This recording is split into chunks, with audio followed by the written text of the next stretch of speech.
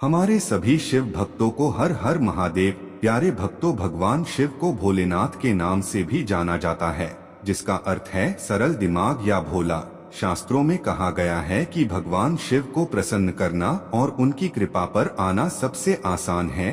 किसी भी भक्त के घर के आसपास के जंगल या झाड़ में पाई जाने वाली एक साधारण धतूरा चढ़ावा महादेव को प्रसन्न करता है। पौराणिक मान्यता है कि महाशिवरात्रि के दिन धरती पर मौजूद हर शिवलिंग में भगवान महादेव का वास होता है और इस दिन भगवान शिव की पूजा अर्चना से कई जन्मों का फल भी प्राप्त होता है। ये पर्व उपवास और ध्यान के माध्यम से जीवन और दुनिया में अंधकार और बढ़ाव पर काबू पाने का एक पवित्र त्योहार है। इस शुभ अवसर पर भगवान शिव और देवी शक्ति के दिव्या शक्तियाँ एक साथ आती है। यदि शिवरात्रि के दिन विधि विधान से पूजा की जाए और शिवलिंग पर 11 में से ये एक चीज भी चढ़ा दी जाए तो बड़ी से बड़ी परेशानी तुरंत खत्म होगी और मनोबान क्षेत्र फल प्राप्त होता है। इसका चमत्कार आप बहुत कम समय में देख सकते हैं। नमस्कार मित्रों, हमारे चैनल पर आपका स्वागत है।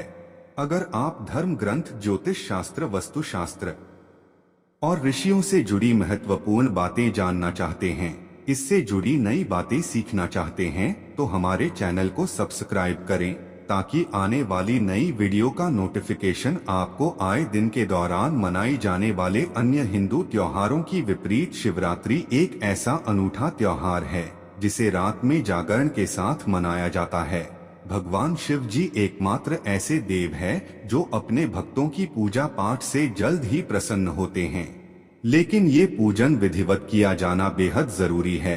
महाशिवरात्रि के दिन सुबह जल्दी उठकर स्नान ध्यान कर लेना चाहिए और इसके बाद साफ सुथरे वस्त्र पहन लेना चाहिए। इस दिन भगवान शिव की आराधना के समय कुछ बातों का हमें विशेष ध्यान रखना चाहिए, जैसे काले रंग के वस्त्र नहीं पहनना है।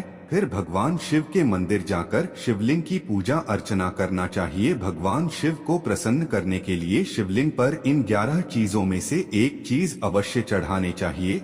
ऐसा करने से बड़ी परेशानी तुरंत खत्म होगी और किस्मत चमकेंगी। शिव पुराण की कथा में कहा गया है कि भगवान शिव स्वयं जल है। भगवान शिव को जल चढ़ाने का महत्व समुद्र मंथन की कथा से जुड़ा हुआ है। विष ग्रहण करने के बाद इनका कंठ एकदम नीला पड़ गया और इनका मस्तिष्क गर्म हो गया। तब इस ब्रह्मांड के सभी देवी देवताओं ने विष की गर्मी को शांत करने के लिए भगवान शिव के मस्तिष्क पर जल चढ़ाना शुरू किया। ये परंपरा आज भी प्रचलित है। इस शुभ मुहूर्त पर लोटे से गंगाजल या केवल जल चढ़ाएं। जल अर्पण करने के लिए तांबे के लोटे का प्रयोग करना चाहिए। इसके अलावा स्टील, पीतल, चांदी या सोने के लोटे का भी प्रयोग कर सकते हैं। वैसे जल चढ़ने के लिए सबसे अच्छा पत्र तांबे का ही होता है, इसीलिए इस पत्र में जल चढ़ाना श्रेष्ठ होता है। भोलेनाथ की सबसे प्रिय वस्तुओं में से एक बेलपत्र है। कहते हैं इसके बिना शिवजी की पूजा अधूरी मानी जाती है। बेलपत्र अर्पित करते समय कुछ बातों का विशेष ध्यान रखना बेहद जरूरी है, नहीं तो पूजा का फल नहीं मिलता है। बेलपत्र को चढ़ाने से पहले इससे साफ पानी से अवश्य धो लें। शिवलिंग पर हमेशा बेलपत्र चढ़ाने के बाद जल अवश्य चढ़ाना चाहिए। साथ ही हमेशा 3 पत्तों वाला बेलपत्र ही चढ़ाना चाहिए। बेलपत्र चढ़ाते समय इस बात का विशेष ध्यान रखें कि जिस तरफ इसके पत्नी हो उसी तरफ से शिवलिंग पर इसे चढ़ाएं। बेलपत्र में किसी भी तरह का दाग, धब्बे या कहीं से कटाफटा नहीं होना चाहिए। इस तरह के बेलपत्र को कभी भी भूल से नहीं चढ़ाना चाहिए। ऐसे बेलपत्र को चढ़ाना पाप माना जाता है। कभी भी एक पत्ते वाला बेलपत्र नहीं चढ़ाएं, क्योंकि इसे अपूर्ण माना जाता है और अपूर्ण चीज चढ़ने से पूजा भी अपूर्ण मानी जाती है और इसका फल नहीं मिलता है। बेलपत्र हमेशा अनामिका माध्यम और अंगूठे से शिवलिंग पर चढ़ाएं और इसे चढ़ाते समय ओम नमः शिवाय मंत्र का जाप जरूर करें।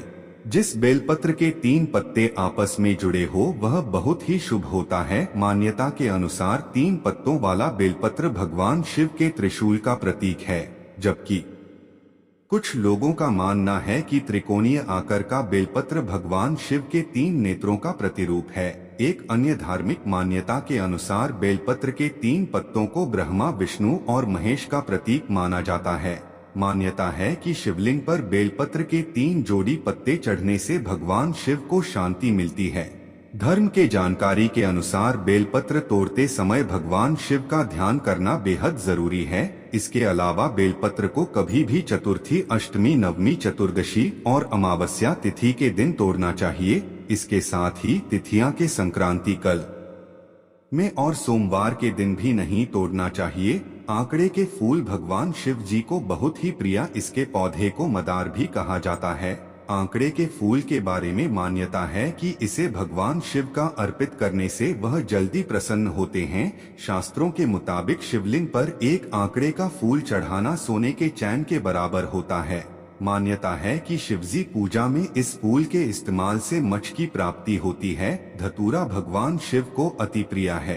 पुराणों में जहां इसके पीछे धार्मिक कारण बताया गया है, वहीं भगवान शिव का निवास कैलाश पर्वत पर है। यह बहुत ठंडा प्रदेश है। यहाँ ऐसे भोजन और औषधीय की आवश्यकता होती है जो शरीर को गर्मी प्रदान कर सके। वैज्ञानिक रूप से अगर सीमित मात्रा में धतूरा लिया जाए तो औषधि का काम करता है और शरीर को अंदर से गर्म रखता है। वहीं धार्मिक दृष्टिकोण से इसका कारण भागवत पुराण में बताया गया है।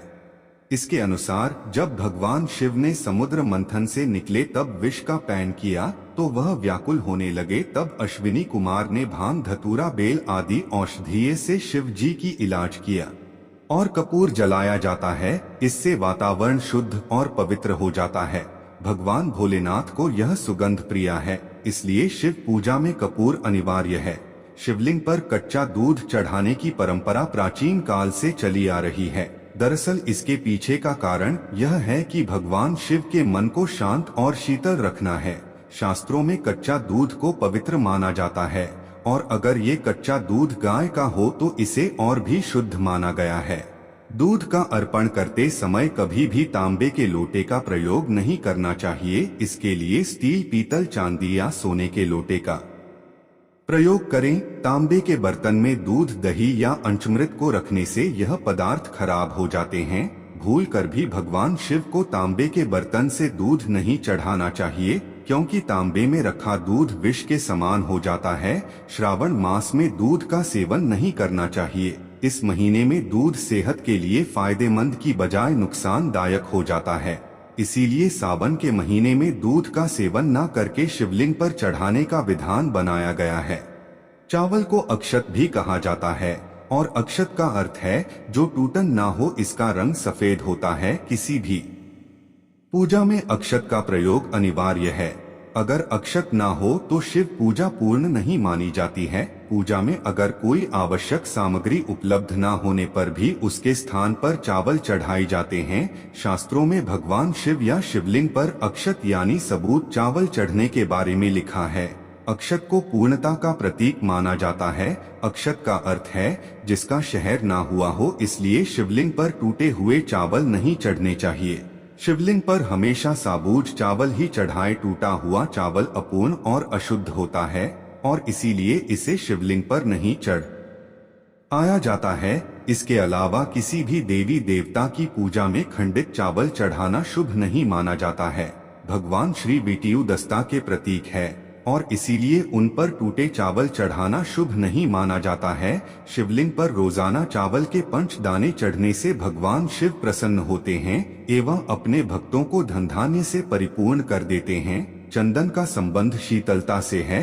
भगवान शिव मस्तक पर चंदन का त्रिपुंड लगाते हैं।